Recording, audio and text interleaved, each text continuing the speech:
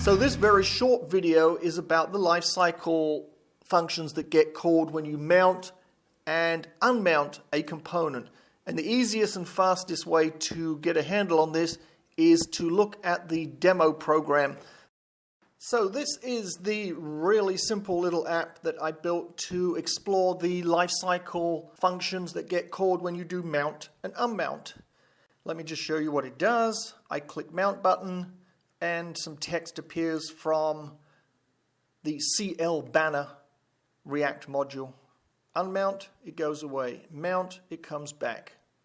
I also put this footer component here, so when I do mount, you'll see it gets pushed down.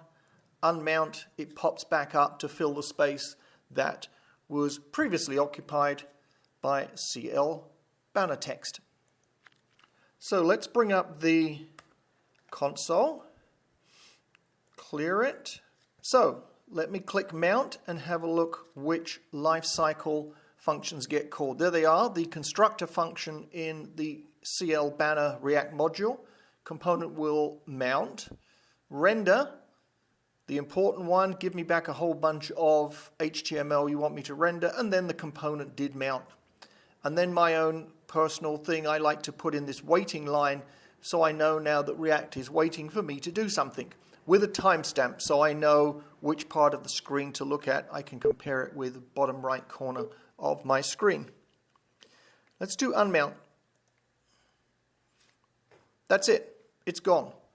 Component will unmount gets called. And that's it. Let's go do mount. There it is. The constructor. Component will mount, render, and did mount. Pretty straightforward. The little twist of interest here is it's mounted right now. I wonder what happens if I click the mount button again and again and again. Let's click it one more time and see what happens.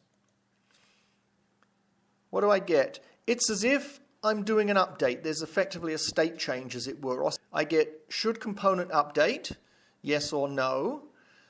Component will update, it actually renders it again, or it calls the render method in the component, and then component did mount. So if I unmount that and clear the screen, you'll see the sequence of calls. If I just click mount again and again and again,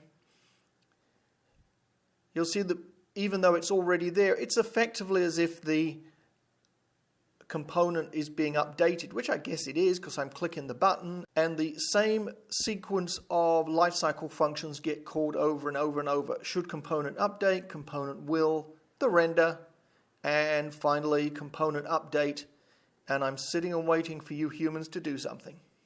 So we're back from the demo.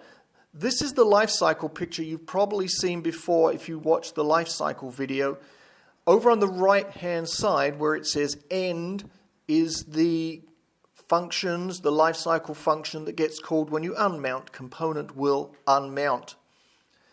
And then when you mount it, you go immediately to the left-hand side of the screen to the birth stack where you see constructor, component will mount, render, component did mount, and then waiting for you humans to do something.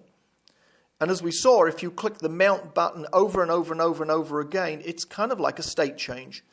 You're going to get should component update, and then true, let's assume true, because you do want it to update, or rather it's hard-coded to update.